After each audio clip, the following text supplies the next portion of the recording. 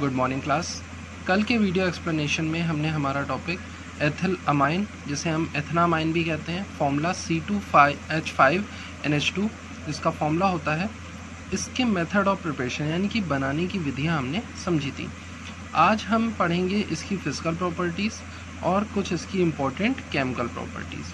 तो सबसे पहली फिजिकल प्रॉपर्टी जिसे हम भौतिक गुण भी कहते हैं वो है ethyl amine is colourless inflammable gas, it has a fish like order and its boiling point is 19 degree Celsius. Ethyl amine जो है वो एक कलरलेस गैस है यानी कि रंगहीन गैस होती है, इनफ्लेमेबल होती है यानी कि ज्वलनशील गैस है, और इसकी जो गंध होती है वो मछली के जैसी होती है। जैसे मछलियों की जो गंध आती है सड़ी हुई, वैसी ही इसकी भी गंध होती है, और इसका जो क्वथनांक होता है वो 19 डिग्री सेल्सियस होता है। कल भी मैंने ये प्रॉपर्टीज़ आपको एक्सप्लेन करी थी। सेकेंड प्रॉपर्टी है it is soluble in water due to formation of hydrogen bonding with water molecules, क्योंकि ये जल के साथ, जल के अणुओं के साथ हाइड्रोजन बंध बना लेता है, इस वजह से ये वाटर में क्या होता है, सॉल्युबल होता है, जल में घुलनशील होता है। तो ये दो इसकी इम्पोर्टेंट फिजिकल प्रॉपर्टीज़ थी यानी कि भौतिक गुण थे। अब स्टार्ट करते हैं chemical properties of ethyl amine यानी कि एथिल अमाइन के रासायनिक गुण।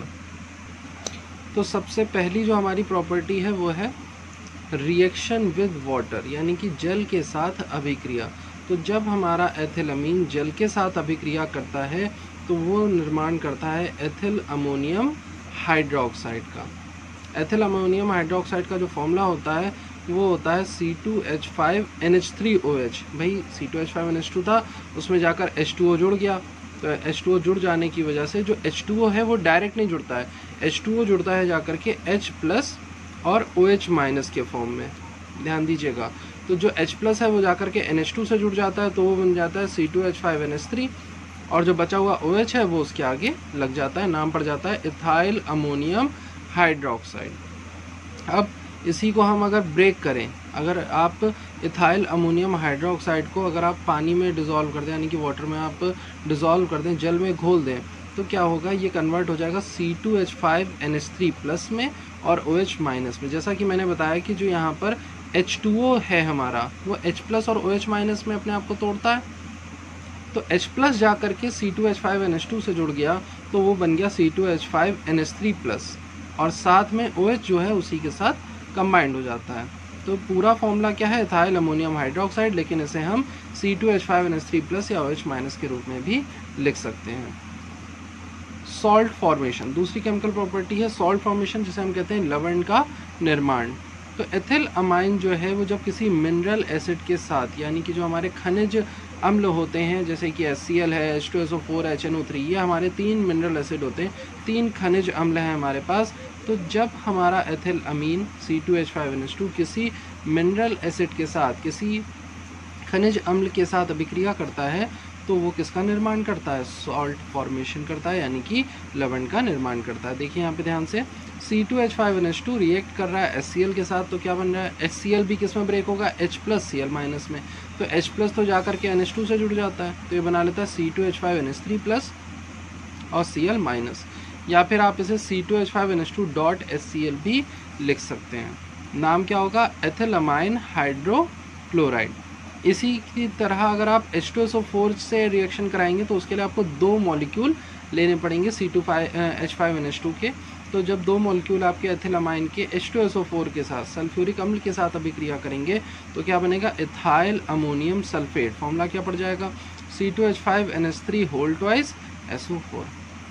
तो जो मिनरल एसिड्स हैं उनके साथ रिएक्शन करके जो एथिल अमीन है वो सॉल्ट का फॉर्मेशन करता है। दूसरी रिएक्शन है प्रेसिपिटेशन ऑफ मेटल हाइड्रोक्साइड्स। तो aqueous solution of ethyl amine precipitate iron, aluminium, chromium as their hydroxide. जो हमारा प्रेसिपिटेट होता है किसका, आयरन, एल्युमिनियम और क्रोमियम का, ये हमें हाइड्रोक्साइड के फॉर्म में मिल जाता है। और कब मिलता है, जब आप aqueous solution of ethyl amine लेंगे।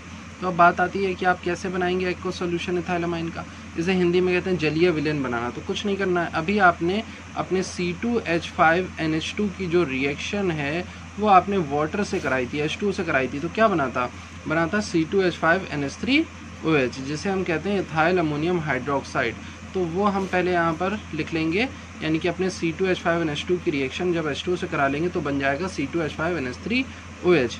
यही है आपका इथाइल अमाइन का जलीय विलयन, यानी कि aqueous solution of ethyl amine. और जब ये किसी आयरन क्लोराइड है, एल्युमिनियम क्लोराइड है या क्रोमियम क्लोराइड है, इनसे अभिक्रिया करता है, इनके साथ रिएक्शन करता है, तो ये आयरन को, एल्युमिनियम और क्रोमियम को उनके हाइड्रोक्साइड के रूप में प्रेसिपिटेट कर देता है। देखिए कैसे। तो 3 मॉलिक्यूल हमने यहाँ पर इथाइल अमोनियम हाइड्रोक्साइड के लिए 3 molecules of C2H5NH3OH we have taken, and plus इसमें हमने ऐड कर दिया FeCl3। क्या डाल दिया? थोड़ा सा फेरिक क्लोराइड। तो होगा क्या, यहाँ पर ये जो आप 3 OH ग्रुप देख रहे हैं, 3 मॉलिक्यूल है, तो 3 OH जो है वो Fe के साथ जुड़ करके क्या बना लेंगे? FeOH का होल थ्राइस। नीचे की तरफ एरो इस बात को रिप्रेजेंट करता है कि ये क्या बन रहा है, यहाँ पर प्रेसिपिटेट बन रहा है, यानी कि अवक्षेप बन रहा है। तो यहाँ पर ये जो फेरिक हाइड्रोक्साइड है ये अवक्षेप के रूप में नीचे बैठ जाता है और हमारा जो सॉल्ट बन जाता है कौन सा? C2H5NH3Cl। इसका नाम क्या पड़ जाएगा? Ethyl ammonium chloride. इसी तरह से आप एल्युमिनियम को भी क्या कर सकते हैं? प्रेसिपिटेट के रूप में प्राप्त कर सकते हैं, यानी कि अवक्षेप के रूप में आप प्राप्त कर सकते हैं। नेक्स्ट हमारी जो इम्पोर्टेंट रिएक्शन है वो है एसिटिलेशन। इसे हिंदी में कहते हैं एसिटिलीकरण अभिक्रिया। तो ethyl amine reacts with acetyl chloride and acetic anhydride. जब भी आपसे एसिटिलेशन की बात चलेगी, एसिटिलीकरण की अभिक्रिया की बात चलेगी, तो आपको 2 चीज़ों से ही मोस्टली आपको अभिक्रिया करानी होगी। सबसे पहला होता है आपका एसिटिल क्लोराइड, जिसका फॉर्मूला बहुत सिंपल CH3COCl। ये आपका एसिटिल क्लोराइड है। या तो आप अपने यौगिक की अभिक्रिया एसिटिल क्लोराइड के साथ कराएंगे, और या फिर आप अपने यौगिक यानी कंपाउंड की जो रिएक्शन है वो कराएंगे एसिटिक एनहाइड्राइड के साथ। उसका फॉर्मूला भी सिंपल होता है। एसिटिल क्लोराइड में एक जो है आयन होता है CH3CO का, ये आपका एसिटिल आयन है, तो CH3CO का एक आयन होता है, जबकि एसिटिक एनहाइड्राइड में CH3CO के बस आपको 2 आयन ले लेने हैं। बहुत सिंपल फॉर्मूला है। तो यहाँ पर हो जाएगा CH3CO का होल ट्वाइस और बाहर ब्रैकेट जो होगा वो O होगा। इसका स्ट्रक्चर मैं यहाँ पे बना देता हूँ। तो ये O होता है, ठीक है, और इस O से 2 CH3CO जो हैं वो ऊपर नीचे इस तरह से जुड़े होते हैं। देखिए ये आपका एसिटिक एनहाइड्राइड होता है। तो इसका फॉर्मूला हो जाता है CH3CO का होल ट्वाइस O। तो आपको क्या करना है, एसिटिलीकरण अभिक्रिया में, एसिटिलेशन रिएक्शन में इथाइल अमीन की रिएक्शन या तो एसिटिल क्लोराइड के साथ या एसिटिक एनहाइड्राइड के साथ आप करा देंगे। जो उत्पाद होगा वो सेम होगा, जो प्रोडक्ट बनेगा वो सेम बनेगा। क्या बनेगा? N ethyl acetamide. तो देखिए C2H5NH2 है, CH3COCl से रिएक्शन कर रहा है, तो यहाँ पर क्या हो रहा है? C2H5NHCOCH3 इसका निर्माण हो रहा है। बहुत से बच्चों को ये फॉर्मूला जो है थोड़ा कन्फ्यूज़न अगर लग रही है तो देख लीजिए, बहुत सिंपल है। मैंने कहा CH3COCl में 2 आयन हैं, एक है CH3CO आयन, एक Cl आयन। तो ये देखिए, ये अपने आयंस में जब ब्रेक होगा तो जो ये Cl है आप देख रहे हैं, ये क्या करेगा? NH2 में से NH2 में 2 हाइड्रोजन आप देख रहे हैं, उसमें से एक हाइड्रोजन के साथ मिलकर Cl जो है वो HCl बना लेगा। जब यहाँ से एक हाइड्रोजन चली गई तो क्या बचा? NH बचा। तो ये देखिए यहाँ क्या लिखा हुआ है, C2H5NH। साथ में इसमें इधर से क्या जुड़ जाएगा? COCH3। तो हमने क्या जोड़ दिया? COCH3। तो पूरा फॉर्मूला क्या पड़ गया? C2H5NH COCH3। नाम पड़ गया एन इथाइल एसिटामाइड। इसी तरह से जब आप इसकी रिएक्शन एसिटिक एनहाइड्राइड के साथ कराएंगे तो उसमें क्या होता है? तो देखिए मैंने यहाँ पर स्ट्रक्चर ओपन करके रखा हुआ है ना, CH3COO। यहाँ पर ये जो आपका कंपाउंड है ये ब्रेक होता है इस तरह से, यहाँ से बॉन्ड ब्रेक हो जाता है। तो CH3CO अलग हो जाता है और CH3COO अलग हो जाता है।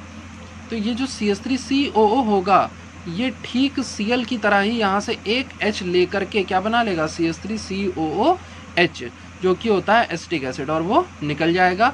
अब बचा क्या? सिर्फ हमारा CH3CO, वो जाकर के यहाँ पर देखिए इस तरह से जुड़ जाता है। तो फॉर्मूला फिर से क्या बन गया? C2H5NHCOCH3। आई होप कि मुझे ये रिएक्शन दोबारा से एक्सप्लेन नहीं करनी पड़ेगी। अगर फिर भी किसी को प्रॉब्लम है तो इस पार्ट को आप जो है रिपीट करके देख लेंगे। तो ये थी हमारी एसिटिलीकरण अभिक्रिया, एसिटिलेशन रिएक्शन। नेक्स्ट है सोडियम के साथ अभिक्रिया। जब हमारा जो एथिल अमाइन है वो सोडियम के साथ रिएक्शन करता है तो क्या होता है? Ethyl amine reacts with sodium to liberate hydrogen gas. Hydrogen gas यहाँ पर क्या करता है, लिबरेट करता है, और उसके लिए जो आपका NH2 है उसमें नाइट्रोजन और हाइड्रोजन, NH2 कैसे बनेगा, देखिए ये एक आपकी नाइट्रोजन होगी और इससे जो है 2 हाइड्रोजन ग्रुप यहाँ पर इस तरह से जुड़े होंगे, ये NH2 ग्रुप हो गया, और बाकी जो है यहाँ पर C2H5 इस तरह से जुड़ा होता है नाइट्रोजन से। तो यहाँ पर जो NH2 है N के साथ 2 हाइड्रोजन बॉन्डिंग करे तो एक हाइड्रोजन अपना बॉन्ड क्या कर देता है, ब्रेक कर देता है, तो सिर्फ ये क्या बचेगा, NH बचेगा, और इस हाइड्रोजन की जगह आकर के इससे क्या जुड़ जाएगा, Na जुड़ जाएगा। तो देखिए यहाँ पर क्या हुआ, ध्यान से देखिएगा, C2H5NH2 के हमने 2 मॉलिक्यूल ले लिए और यहाँ पर 2 Na का क्या करा दिया, अटैक करा दिया। 2 मॉलिक्यूल क्यों, क्योंकि एक हाइड्रोजन सिंगल कभी नहीं हटता, हमेशा हाइड्रोजन जो है या तो किसी के साथ जुड़कर हटे या फिर अगर उसको कोई रिप्लेस कर रहा है तो 2 हाइड्रोजन हटेंगे। तो यहाँ पर सोडियम जो है वो हाइड्रोजन को रिप्लेस करेगा, डिस्प्लेसमेंट रिएक्शन है, विस्थापन अभिक्रिया है। तो 2 सोडियम के हमने यहाँ पर परमाणु लिए, वो 2 मॉलिक्यूल में से एक एक हाइड्रोजन हटाएंगे तो टोटल कितने हाइड्रोजन हटे, 2 हाइड्रोजन। वो 2 हाइड्रोजन हट करके यहाँ क्या बना लेंगे, H2, और उनकी जगह जा करके सोडियम जो है जुड़ जाएगा। तो फॉर्मूला देखिए, C2H5NH2 था, 2 Na ने अटैक किया तो 2 हाइड्रोजन यहाँ से H2 के फॉर्म में निकल गए और 2 Na जाकर जुड़ गए, तो फॉर्मूला बन गया C2H5NH Na, और कितने मॉलिक्यूल बनेंगे, 2 मॉलिक्यूल। तो यहाँ पर जब सोडियम के साथ अभिक्रिया होती है तो क्या निकल जाता है, हाइड्रोजन गैस लिबरेट हो जाती है और सोडियम जाकर जुड़ जाता है। नेक्स्ट जो हमारी रिएक्शन है वो है रिएक्शन विद हैलोजेंस। हैलोजेंस के साथ अभिक्रिया में क्या होता है, ethyl amine reacts with halogens in weak alkaline solution, मतलब कि एक दुर्बल क्षारीय विलयन के उपस्थिति में जो इथाइल अमाइन है वो हैलोजन के साथ अभिक्रिया करता है और एन हेलो इथाइल अमाइन बना लेता है। सिंपल रिएक्शन है, देखिए आपको क्या कराना है, Cl2 से रिएक्शन कराई आपने, तो Cl2 में से एक Cl जाएगा, एक H को लेकर के HCl के फॉर्म में हट जाएगा और एक Cl उस H की जगह जुड़ जाएगा, तो फॉर्मूला बन जाएगा C2H5NHCl। अभी ये बना है N क्लोरोइथाइलमाइन क्योंकि एक क्लोरीन जुड़ा है। दूसरे में क्या करेंगे, क्योंकि अभी एक हाइड्रोजन बचा हुआ है ना, तो इसको भी हटाने के लिए फिर से हमने Cl2 की क्या करा दिया, अटैक करा दिया। तो जैसे Cl2 का अटैक कराएंगे तो फिर एक Cl जो है वो एक बचे हुए H को लेकर के HCl बना लेगा और जो दूसरा Cl है वो जाकर उसकी जगह जुड़ जाएगा। तो फॉर्मूला क्या बन जाएगा, C2H5NCl2। अब इसका नाम क्या हो जाएगा, N, डाइक्लोरोएथाइलमाइन, क्योंकि N से अब 2 क्लोरीन जुड़ गए ना, तो नाम पड़ जाएगा N, डाइक्लोरोएथिलमाइन। तो ये था हमारा reaction with halogens. Next reaction है reaction with nitrous acid HNO2। Nitrous acid का फॉर्मूला होता है NaNO2 और HCl की प्रेजेंस में ये रिएक्शन होती है। इम्पॉर्टेंट रिएक्शन इसलिए है क्योंकि ये कन्वर्जन है आपका, आप डायरेक्ट अपने अमीन ग्रुप को, अमीन समूह को जो है वो OH समूह में अल्कोहल में क्या कर सकते हैं, परिवर्तित कर सकते हैं। रिएक्शन सिंपल है, सिर्फ आपको C2H5NH2 की जो अभिक्रिया है वो HNO2 यानी कि नाइट्रस अम्ल से करा देनी है, किसकी उपस्थिति में, NaNO2 और HCl की उपस्थिति में। तो क्या बनेगा, C2H5OH बनेगा, साथ में H2O निकल जाएगा और नाइट्रोजन गैस जो है वो भी निकल जाती है। तो ये रिएक्शन होती है नाइट्रस अम्ल के साथ यानी कि नाइट्रस एसिड के साथ। नेक्स्ट है रिएक्शन हमारी कार्बिल अमीन रिएक्शन, कार्बिल अमीन अभिक्रिया।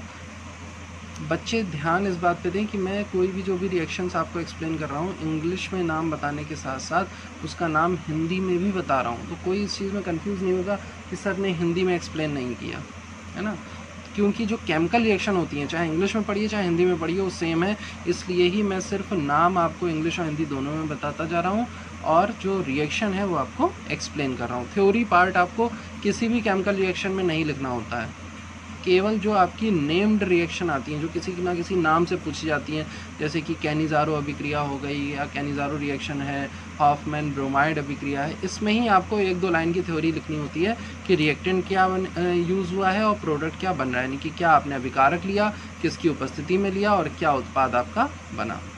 बाकी किसी भी केमिकल रिएक्शन में आप कभी भी वहाँ पर थ्योरी नहीं लिखेंगे, सिर्फ आप जो है रिएक्शन वहाँ पर दे करके आएंगे। तो अब जो हमारी नेक्स्ट रिएक्शन है वो थोड़ी सी इंपॉर्टेंट है, लेकिन ये हम पहले पढ़ चुके हैं। अभिक्रिया का नाम है कार्बिल अमीन अभिक्रिया, कार्बिल अमीन रिएक्शन। नेम्ड रिएक्शन है इसलिए इसमें हमें बताना पड़ रहा है कि होता क्या है। तो C2H5NH2 जो हम ये जो अभिक्रिया होती है कार्बिल अमीन अभिक्रिया, ये एक तरह से अमीन का परीक्षण भी है। क्योंकि इसमें जो अमीन ग्रुप है वो आइसोसाइनाइड ग्रुप में, जो अमीन समूह है वो आइसोसाइनाइड समूह में क्या हो जाता है, परिवर्तित हो जाता है। कैसे देखिए, C2H5NH2 जब CSCl3 क्लोरोफॉर्म और KOH पोटेशियम हाइड्रोक्साइड के साथ अभिक्रिया करता है, कितने मॉलिक्यूल, 3 मॉलिक्यूल के साथ, इन तीनों के मिश्रण को आपको गर्म कर लेना है। क्या याद रखना है, एक कोई अमीन होनी चाहिए प्राइमरी, यानी कि प्राथमिक अमीन होनी चाहिए, क्योंकि सेकेंडरी और टर्शरी अमीन ये अभिक्रिया नहीं देते हैं। द्वितीयक और तृतीयक अमीन जो होते हैं ये अभिक्रिया नहीं देते हैं। तो ये आपका एक परीक्षण भी है प्राथमिक अमीन को लेकर के। तो आपको कोई एक प्राथमिक अमीन लेनी है, उसमें थोड़ा सा क्लोरोफॉर्म मिलाना है, फॉर्मूला होता है CSCl3, और उसमें मिलाना है आपको 3 मॉलिक्यूल KOH, यानी कि 3 मोल जो है वो आपको पोटेशियम हाइड्रोक्साइड के उसमें मिला देना है। जैसे ही आप इन तीनों चीज़ों को मिक्स करके मिश्रण बना के थोड़ा सा गर्म करेंगे, तो जो आपका अमीन है, जो आपका प्राथमिक अमीन था, जो प्राइमरी अमीन था, वो तुरंत एथिल आइसोसाइनाइड में कन्वर्ट हो जाता है, यानी कि एथाइल आइसोसाइनाइड में परिवर्तित हो जाएगा। जो अमीन होता है उसका ग्रुप होता है NH2, और जो आइसोसाइनाइड होते हैं उनका ग्रुप होता है NC। जो CN होता है वो साइनाइड होता है, और जो NC होता है वो आइसोसाइनाइड होता है। साथ में निकल क्या जाता है, 3KCl निकल जाता है, और 3H2O जो है वो यहाँ से निकल जाते हैं। तो ये हमारी केमिकल रिएक्शन कंप्लीट हो जाती है। तो ये थी हमारी कार्बिल अमीन अभिक्रिया, जिसे हम कहते हैं कार्बिल अमीन रिएक्शन। इस अभिक्रिया में एथाइल आइसोसाइनाइड जो प्राप्त होता है उसका भी एक परीक्षण है, मतलब उसको आप पहचान सकते हैं कि बन गया कि नहीं। तो उसके लिए कहते हैं कैसी स्मेल आती, फाउल स्मेल। फाउल माने कि गंध आती है, आपको कोई दुर्गंध आती है। दुर्गंध अगर आने लगे तो आप समझ जाएंगे कि आपका एथाइल आइसोसाइनाइड जो है वो बन करके तैयार हो गया है, और आपकी जो अमीन थी वो क्या थी, प्राथमिक अमीन थी। और अगर ऐसा नहीं होता है तो आप समझ जाएंगे कि ये जो हमारा अमीन है वो प्राथमिक ना होकर के द्वितीयक या तृतीयक है। तो ये थी कार्बिल अमीन अभिक्रिया। नेक्स्ट जो हमारी केमिकल रिएक्शन है वो है हॉफमैन्स मस्टर्ड ऑयल रिएक्शन, जिसको हॉफमैन मस्टर्ड ऑयल अभिक्रिया भी कहते हैं। इसमें होना क्या है कि आपका जो C2H5NH2 इथाइल अमीन की रिएक्शन आपको कार्बन डाइसल्फाइड से करा देनी है। फॉर्मूला है CS2, कार्बन डाइसल्फाइड। जैसे कार्बन डाइऑक्साइड होती है, बस उससे याद रखिएगा कि जैसे कार्बन डाइऑक्साइड होती है तो ऑक्सीजन की जगह हमने यहाँ पर सल्फर लगा दिया, तो ये बन गया कार्बन डाइसल्फाइड। तो जब आप अपने एथिल अमीन की अभिक्रिया कार्बन डाइसल्फाइड से कराते हैं, उसको गर्म करते हैं, तो क्या बनता है, इथाइल डाइथायो कार्बनिक एसिड। नाम थोड़ा सा मुश्किल है लेकिन फॉर्मूला उतना ही सिंपल है। देखिए यहाँ पर क्या हुआ, ये जो आपका C2H5NH2 था उसमें से एक H हट गया, ठीक है, और वो एक H हट करके दोनों में से किसी एक सल्फर से जाकर जुड़ जाता है। फॉर एग्जांपल यहाँ पर इस सल्फर से जुड़ा, कैसे जुड़ेगा, कार्बन ने सल्फर के साथ डबल बॉन्ड बनाया तो इसमें से एक बॉन्ड ब्रेक हो जाता है। मान लीजिए ऊपर वाला बॉन्ड जो है वो ब्रेक हो गया, तो उसमें से एक इलेक्ट्रॉन कार्बन के पास चला जाएगा, एक इलेक्ट्रॉन सल्फर के पास चला जाएगा। तो देखिए यहाँ पर सल्फर के साथ बचेगा सिंगल बॉन्ड, तभी जो C2H5NH2 है उसमें से एक हाइड्रोजन निकल के आएगा और वो इस S के साथ जुड़ जाएगा, बना लेगा SH, बन गया। तो सल्फर का जो एक इलेक्ट्रॉन था वो भी क्या हो गया, फुलफिल हो गया, पूरा हो गया, तो SH बना लिया। अब यहाँ क्या बचा, यहाँ बचा C2H5NH। भाई एक H तो निकल गया, S के साथ जुड़ गया, तो बचा सिर्फ C2H5NH। वो C2H5NH जाकर के कहाँ जुड़ जाएगा, इस कार्बन के साथ, क्योंकि इसके पास भी तो एक इलेक्ट्रॉन खाली बचा है। तो ये C2H5NH जाकर के यहाँ इस कार्बन के साथ जुड़ जाता है, बॉन्ड बना लेता है। तो स्ट्रक्चर क्या बन गया, S डबल बॉन्ड C, और इससे जुड़ा हुआ है C2H5NH और SH। नाम क्या पड़ गया, इथाइल डाइथायो। डाइथायो क्यों, क्योंकि यहाँ पर दो सल्फर ग्रुप प्रेजेंट हैं, तो इथाइल डाइथायो कार्बमिक एसिड। अब इसी में आप क्या करेंगे, अभी रिएक्शन कंप्लीट नहीं करेंगे, इसी में आप तुरंत अब अपनी अभिक्रिया जो है वो करा देंगे HgCl2 से। मर्क्यूरस क्लोराइड जो है उसके साथ आप इसकी अभिक्रिया करा देंगे इथाइल डाइथायो कार्बमिक एसिड की, और थोड़ा सा गर्म कर देंगे, ठीक है। तो आपको क्या मिल जाएगा, इथाइल आइसोथायोसाइनेट। जैसे यहाँ पर CN जो होता है वो होता है आपका साइनेट होता है सिर्फ, ठीक उसी तरह से NCS जो होता है वो होता है आइसोथायोसाइनेट, ये याद रखेंगे, ठीक है। तो ये बन जाता है C2H5NCS, साथ में HgS मर्क्यूरस सल्फाइड निकल जाती है, और 2HCl जो है वो आपके निकल जाते हैं। अभिक्रिया का नाम है हॉफमैन्स मस्टर्ड ऑयल अभिक्रिया। तो आज के लिए एक्सप्लेनेशन में बस इतना ही। किसी को अगर किसी भी केमिकल प्रॉपर्टी में कोई प्रॉब्लम हो तो वो पूछ लेगा, अपने डाउट्स क्लियर कर लेगा और अपनी जो प्रिपरेशन है वो स्टार्ट कर दीजिए। प्रिपरेशन में भी अगर किसी टॉपिक में किसी को कोई कन्फ्यूज़न होती है तो भी वो पूछ सकता है। Okay class, thank you.